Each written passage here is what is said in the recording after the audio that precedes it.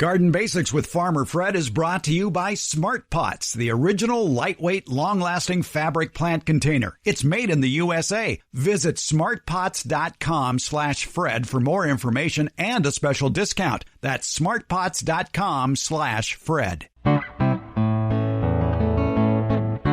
Welcome to the Garden Basics with Farmer Fred podcast. If you're just a beginning gardener or you want good gardening information, well, you've come to the right spot.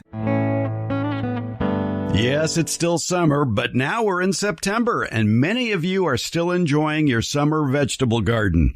But get ready, the days soon will be getting shorter and hopefully cooler this month, and those plants may start to go into decline.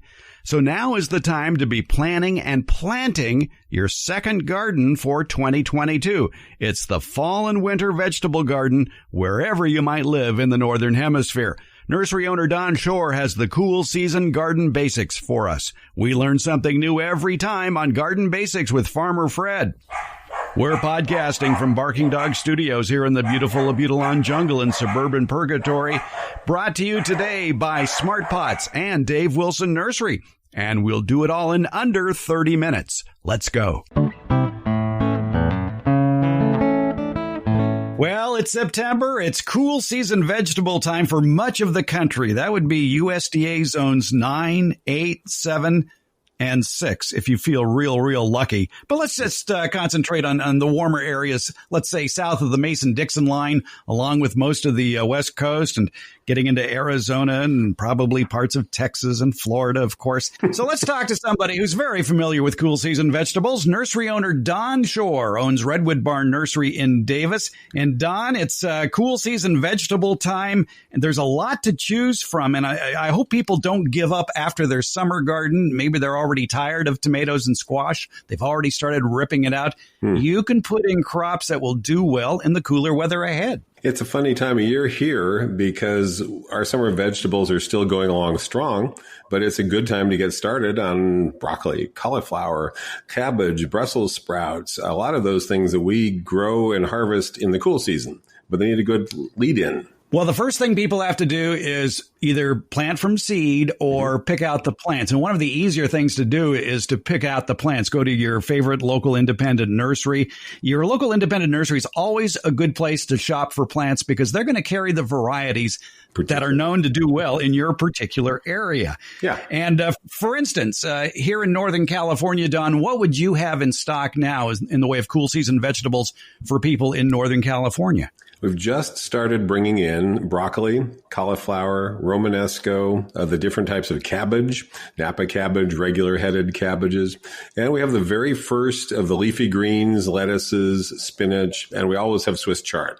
There's things you can plant now all the way through November here in our area, and many of those are planted again in late winter, early spring, depending on where you're listening. But right now, end of August, early September is really the beginning of the planting season for a lot of these things, for most of the zones you talked about. And for those who may be wondering, what the heck is Romanesco? Well, that's a little controversial, but it's usually described as a type of cauliflower. But to me, it looks more like broccoli. And it's a fascinating looking thing. Everyone should grow it once. It makes a huge plant, 2 to 3 feet across, makes this enormous head with a fractal pattern. You can look up Fibonacci patterns. This is great for those of you who are homeschooling kids right now. And it's a very tender broccoli-like flower head that sort of resembles cauliflower in texture, but broccoli in flavor. But it takes up a lot of room, it sounds like. Yeah, it's a big plant, and I think people need to know that. If you're limited for space, you'll get a lot more for your money out of just regular broccoli that resprouts. But it is a beautiful plant and very fascinating to grow at least once. Not difficult. It's very similar to broccoli. What about containerizing these plants? Do many of them take well to containers? I do that, and I use large containers. I use anything from a 7 to a 15-gallon size. You want at least half a cubic foot of potting soil. A cubic foot's even better because these are plants with extensive root systems, and they don't want to get drought stress. It's very important with all the cole crops, things like that they have a good root volume. If you're limited and you have a smaller container, go with the leafy greens, lettuces, spinaches. You can crowd those together, harvest leaf by leaf, and have them over a very long season. What are the best-selling varieties that you've worked with over the years? On the broccoli, I'm a big fan of DeCiccio, which is an old heirloom variety. I like the newer ones like Green Magic, which is very similar. What I suggest home gardeners look for is broccoli that is listed as resprouting, side sprouts, lots of side shoots. Commercial growers want a very large head of broccoli. They want something 6 inches across, and they're just going to get one and done. They get one big head, and that's it. You as a home gardener can plant DeCiccio or Green Magic or Gypsy, some of these that have been around for a while, and some newer hybrids, and you'll get 1 4-inch head, and immediately new side shoots come up, and you can be picking those all winter. So that's really better for the home gardener. What is the spacing for broccoli? I know on some of the older varieties like Green Goliath, Green Duke, and Waltham 29, they recommended planting them 10 inches apart in 20-foot rows. You can go closer with these resprouting types, so that sounds about right. I usually go about a foot apart. I may crowd them. The more you crowd them, the smaller those initial heads will be, but you'll still get good results. And really, I think broccoli and its cousins, broccoli rabe, things like that, are some of the easiest things for home gardeners to start with. Easy to grow from seed, easy to buy in plants, and they'll produce quickly. All right. So much for broccoli. Let's move through the alphabet. What's next? Okay. Brussels sprouts. You ever grown them, Fred? Brussels sprouts are a challenge here because even though they're a cool season crop, if you want to plant them correctly here, you have to do it in the heat of July. Right. They need to go in midsummer. They need a really long start to the growing season, and you're not going to harvest until March. And I guarantee you'll be battling aphids the whole time. So I would not rush into Brussels sprouts if you're a novice gardener. It can be fun to do, but I don't know how much you like Brussels sprouts. They're probably not the easiest. So maybe let's move down the alphabet to cabbage. But let's point one more thing on Brussels sprouts, though, for people in other parts of the country. Maybe Brussels sprouts are best treated as a spring planted crop. Yeah, and they're heavily grown in the coastal areas of California. Most of the production for many years was over in the coast in the Bay Area. That long season, planting them early in the spring, cool, mild climate, they'd be harvesting them over a very long period. So it's a challenging one because it takes literally about 6 months from plant to harvest. Wow. All right. Can we go to the letter C? Now, remember, these are all related. These are all basically the same plant. They're Brassica oleracea. That's the botanical name of the ancestor of all of them. And from that, we got broccoli, cauliflower, cabbage, kohlrabi, Brussels sprouts, kale, collards. I feel like I'm forgetting something. But they're all basically the same plant. And they like a mild climate to grow and expand and get their major initial start. And then we're harvesting different parts. We're harvesting the flower buds. We're flowering the inflorescence. And in some cases, the weird stem, like on the kohlrabi. What they want is to have a long period of development and then initiate the flowering, and then we eat them before they get a chance to flower. Now, I'm fond of the Chinese cabbages, the bok choy and the pak choy. Very easy to grow, and you can crowd them. They're a really good one for folks who like stir fry, have maybe one container to crowd a bunch of things in. Bok choy, pak choy, there's a bunch of different names and different styles of those. You can harvest a leaf at a time or the whole thing. And again, all they want is cool, mild conditions. They're okay with frost. Light frost, okay, down into the mid-20s Fahrenheit. So they're pretty easy to grow in almost all the climate zones you mentioned. And in coastal areas, the places where tomatoes don't do well, peppers don't do well, so let's say Seattle or Corvallis, Oregon, those are great choices. Those will do very well for you pretty much year-round. Cabbage varieties I'm familiar with are Early Anna, Copenhagen Market, Savoy King, and the Burpee Hybrid. Are there others that you like? Green Acre, that's become one of the most popular because it will produce quickly. You'll look on the label, you'll see some cabbages listed as 60 to 70 days, others in the 90-day range. The faster ones are going to be better for some of the listeners who are in the colder USDA zones. They get them planted now. If they're listening in September and we get frost in November, they'll be okay with that. They can get them out of the ground before a hard freeze sets in. In our climate, those tend to head up in the late winter, early spring. Here we can do all of them because we don't get that cold in the winter. But that Green Acre in particular is a fast producer. Well, let's talk about another relative of those then, cauliflower. It's more challenging. The issue with cauliflower is that the heads are susceptible to cold damage, and you'll get cosmetic damage on the head if it's open and we get, open to the sky and we get 24, 25 degrees as we can do here in mid-December, early January, it'll damage it. So an old technique is to pull those leaves up, clamp them over the top, and that protects the head. And with that colder weather, you get a sweeter flavor. It's a little more tricky, though, because they're more susceptible to slug damage, aphids, and more challenging to manage that way. I would say, for a novice gardener, broccoli is going to be a lot easier. All right, well, cross cauliflower off the list then. No, try it once. Okay, yes, exactly. Try everything once. Yeah. Now, one of my favorites to grow, and I won't say it's bulletproof, but if you have good deep soil, it's kind of hard to go wrong with carrots. Yeah, as long as the soil drains well. And you can do them essentially any time of year, as long as the moisture is consistent. So in the summer here, they can be pretty challenging just because of how hot and dry we are. But almost anywhere someone's listening, unless the ground freezes over, they can do carrots right on into the winter. They can do them early in the spring, even later in the spring. I suggest for areas with denser soil, they use smaller types like little finger, Danvers, half long. Try the round one, Orbit. Those are cool. And there's a lot of new carrots on the variety, a lot of new colorful ones.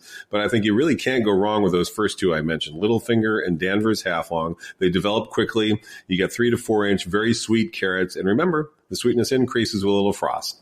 I realize you're a nursery owner, but would you buy a 6-pack of carrots? I would sell one. Would I buy one? No. No. You would plant from seed. Absolutely. The thing to remember, though, is carrot seed germinates very slowly. There's an inhibitor in the seed coat. So first thing is to soak the seed overnight before you plant it to try and get some of that inhibitor out of there. Then it'll only take 3 to 4 weeks to germinate instead of 5 to 6. And an old trick is to plant carrots and radishes together in the same bed. Now, the radishes come up right away. You're harvesting them in 5 or 6 weeks. Just as you're pulling them out, the carrots are beginning to sprout. So you're making maximum efficient use of your bed, and you're not waiting and waiting and waiting for the carrots to sprout. You're getting something else out of that bed at the same time. You've heard me talk about the benefits of Smart Pots, the original award-winning fabric container. Smart Pots are sold around the world and are proudly made 100% right here in the USA. Smart Pots is the oldest and still the best of all the fabric plant containers that you might find.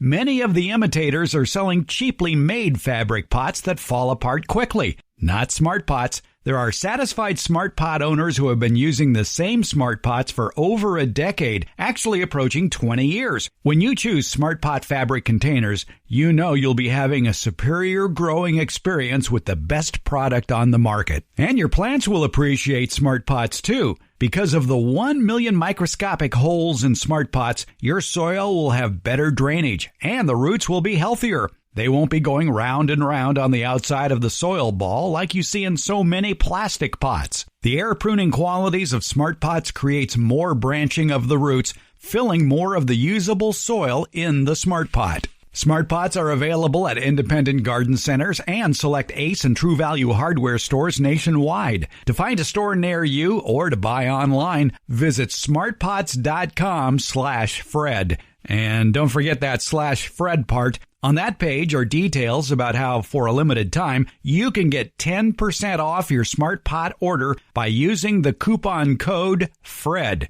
Use it at checkout from the Smart Pot store. Visit smartpots.com/Fred for more information about the complete line of Smart Pots lightweight, colorful, award-winning fabric containers. And don't forget that special Farmer Fred 10% discount. Smart Pots, the original award-winning fabric planter. Go to smartpots.com/Fred. You want to start the backyard fruit and nut orchard of your dreams, but maybe you don't know where to begin. Or maybe you're currently growing fruit and nut trees and you've got a million questions, such as what are the tastiest fruits to grow? Where can I go to buy some of these delectable fruit and nut trees you've been reading about? And then how do you care for all of these trees, including planting, pruning, and harvesting? I've got one online stop in mind for you where all these questions you might have will get answered. It's DaveWilson.com. That's Dave Wilson Nursery, the nation's largest wholesaler of fruit and nut trees for the backyard garden. They have planting tips, taste test results, and links to nurseries in your area that carry Dave Wilson fruit trees. Click on the Home Garden tab at davewilson.com for all of these links, including a link to their years of informative videos about growing fruit and nut trees that they've posted on the Dave Wilson Nursery YouTube channel. Start the backyard orchard of your dreams at davewilson.com. Let's get back to our conversation with nursery owner Don Shor. He has more cool season vegetable garden planting tips for us. Another one of those slow to germinate ones I'm trying this year are parsnips. It could take 3 weeks for it to show its face above ground. Anything in that family. They have an inhibitor in the seed coat, and a simple trick is to soak the seed overnight. Parsley, well known for 5 to 6 weeks to germinate. Put them in a bowl, pour hot water on them, let it sit overnight, drain that off, and that'll help somewhat. But you're still looking 3 to 4 weeks to germination. Yeah. And all the root vegetables, I would recommend planting direct in the ground if you can. Yes, people buy 6-packs. Yes. So root crops, we're talking carrots. We're talking about turnips. Yep. Parsnips. Yeah, you grown them? This is going to be the first year I'm growing them. Those were, you thought I said parsley. I said parsnips as far as taking 3 weeks to germinate. Yeah, they are storing a lot of starch. And the thing to remember with anything that stores starch is when we get cold, the starch converts to sugar. So even the leaves of your kale, you'll get better flavor when you get some chilling on them. This is one of the reasons they're popular. Don't harvest your parsnips until Christmas. I'll remember that. Okay, I'm going to write that down. Don't harvest parsnips until Christmas. Xmas. Okay, got it. Now, that brings up onions and garlic. Now, around here, we're used to planting from starts or transplants, usually in October or so. November. The rest of the country, I'm not sure. It's highly variable. Hot areas in the southern parts, they generally plant in the fall and they harvest in the spring, much as we do. Here we plant in November, harvest in May to June, a little later for Walla Wallas. And the colder tier states, they plant in the spring for summer harvest. So it's going to vary. And you'll have short day, long day, intermediate day types. We're very lucky. In the Sacramento Valley, we can grow all of those. We can grow any kind of onion we want. Wherever you're listening locally, you should find out what the suitable varieties are for your area, because there are generally varieties that are better for you and varieties that aren't as suitable.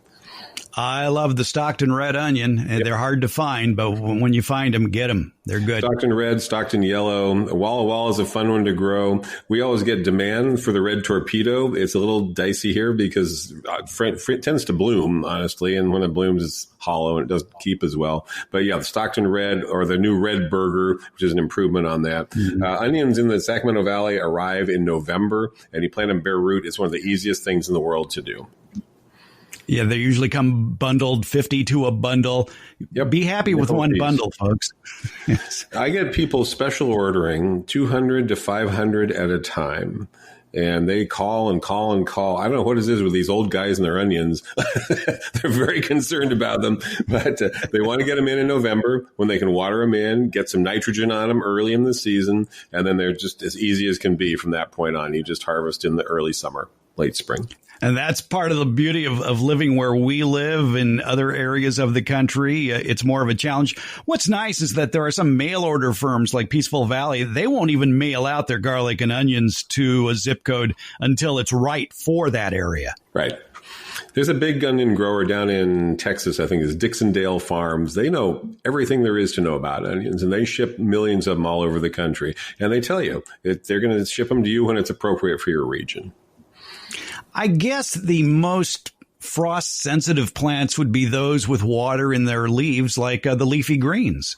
Yeah, they're easy to grow, but of course they're a little vulnerable to temperatures in the low 20s or below. So wherever people are listening, they need to take that into consideration. On the plus side, you can plant and harvest right away. You can start picking leaves immediately, especially the leaf lettuces and spinaches, and you can let them grow and form a head and harvest the whole head if you like. This is probably where early novice gardeners go best, is with the leafy greens in a barrel or some planter like that. Crowd them in. Put in 30 plants. I mean, go overboard, because you can thin them out and use them. And if something is used up, there's a space, go buy a plant, stick some more in, or do some more seed. And we're talking about lettuce, spinach. You can do those stir-fry greens like you were talking about earlier. You can do broccoli rabe, which is used for the stem and for stir-frying. And you can even put some Swiss chard in there. Just be aware that it's ultimately going to outgrow all the other things we talked about. So keep them trimmed and pinched and use them all winter long. Here in the valley, in the Sacramento Valley of California, you'll be harvesting out of that barrel all the way into April. Perhaps in colder climates, you hear that you're going to hear 21, 20 degrees Fahrenheit. You might want to rush out and have a salad that night. Some of my favorite loose leaf lettuce varieties are Ruby, Bib, Salad Bowl, Green Ice. Head lettuce has always been more of a challenge here in the valley, but it's easy to grow if you live in a milder climate. Sure. It has more risk of getting problems on the interior of the head, balling up and getting a rot. Look for the Salanova series. These are amazing. They're like Bib style. They make a perfect little head, even when they're only half grown. You can harvest them whole, and they look absolutely great. They taste wonderful. Also, romaine, if some of you are listening in places where it's hotter, romaine seems to be more heat tolerant, Lola Rosa. And then an old standby for almost every region I can think of is the black-seeded Simpson, which is tolerant of heat and cold. So it can take almost the whole range of the lettuce growing season. And in the world of spinach, I've always loved the Bloomsdale long-standing and the Melody hybrid. Melody is in the sort of new class of spinach where there's smaller leaves that are thinner, so probably a little more vulnerable to cold, but they're tender. People like to use them in salads. The Bloomsdale is a cooking spinach, been around forever, tough, reliable, and said to be pretty tolerant of both cold and heat. So there's a whole range of spinach now, basically thick leaf types and thin leaf types. And we touched on kale, and one thing I've learned about kale over the years is the plain green kale has a better taste to it than the ornamental kale, which is very colorful, but kind of bitter. Not really intended for eating, Fred. It's like the parsley on your plate at the restaurant, but it's a different plant. The kale is incredibly popular. It has become far and away the most popular of the cool season vegetables for most retailers. It's easy to grow. There's the dino kales, which have the thick kind of lumpy leaves. You've got all kinds of frilly leaf types. They're all very easy to grow, and they can go down to 19 or 20 degrees without much difficulty. And I'm said that the flavor improves. It gets sweeter when that happens. Yeah, the really pretty ornamental ones, we get this question over and over through the winter. Are they edible? Sure. Edible. Does that mean palatable? Tasty? No. You want to eat it? I'd suggest buying Laciniata or Dino Kale or something like that. Red Russian, Winter Boar, a bunch of new hybrids. There's some really cool kale on the market now. Well, one solution around the bitterness of maybe kale or chard or even spinach is to do it in a stir fry, and that helps it out.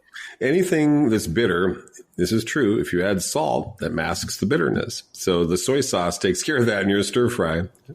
Thank you. That's good to know. All right. So most people, if you're a first-time gardener and you're going to start a cool season garden for the first time, if you really want success, start with transplants. Yeah. Not from seed, because it's a much longer process, and frankly, we're running out of time here. So if people are going to the nursery, what do they look for at the nursery? Buy younger plants. I'm real concerned when I see overgrown, root-bound six-packs. All of these cole crops we just talked about, if their roots are bound up, the plant's going to get off to a slow start. So transplant it if you have to. If it's not ready to go into the garden bed, move it up to a 4-inch pot into some nice soil. Look for healthy green, deep green, not purple discolored ones, and not super root-bound in the container. I think that's real important for these winter vegetables. And then when you take it home, what should you do with it if you don't plan on planting it that weekend?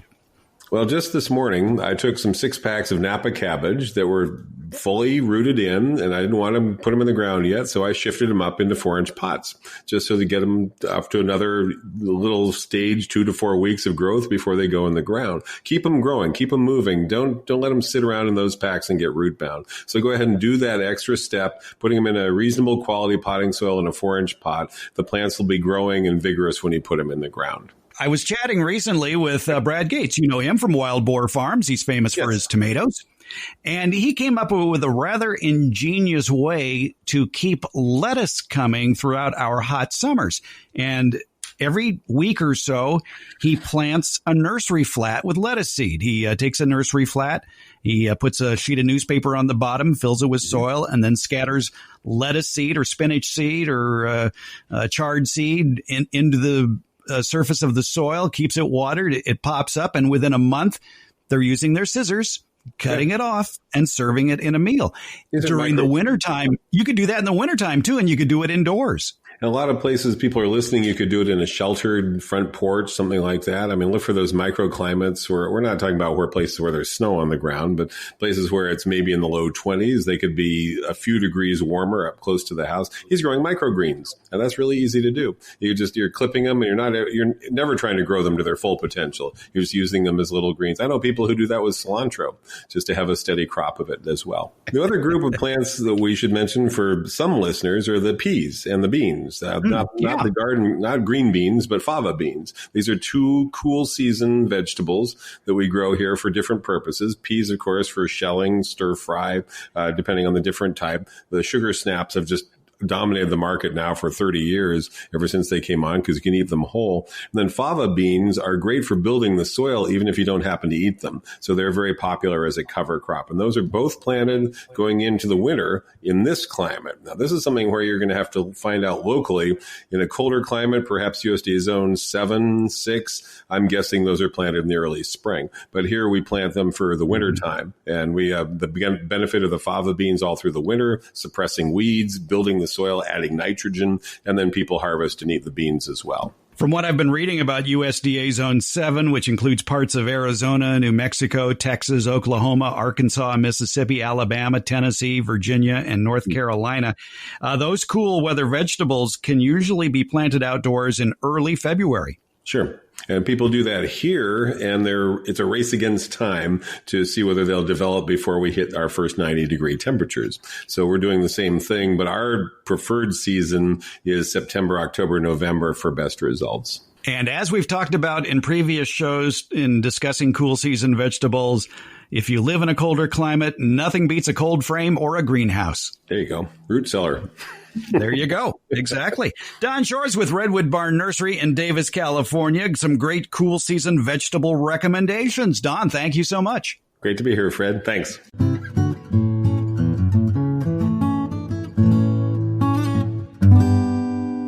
Coming up in the Friday, September 2nd, Beyond the Garden Basics newsletter, Debbie Flower and I discuss the role of plant hormones. So why should you give a rat's patootie about plant hormones?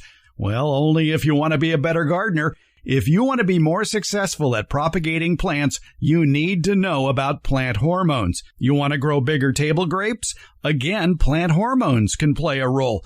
But there are other steps you can take to grow bigger grapes, and you'll find out about those steps in Friday's Beyond the Garden Basics newsletter. Find a subscription link to the newsletter in today's show notes, or visit our website, gardenbasics.net, where you can sign up to have the free Beyond the Garden Basics newsletter and podcast delivered to your inbox each Friday. Also at gardenbasics.net, you can listen to any of our previous editions of the Garden Basics podcast, and you can read a transcript of the podcast episode that you're listening to now. For current newsletter subscribers, look for all about plant hormones in the next Beyond the Garden Basics newsletter coming out on the morning of Friday, September 2nd. It'll be in your email. Take a deeper dive into gardening with the Beyond the Garden Basics newsletter, and it's free. Find the link in today's show notes or at gardenbasics.net.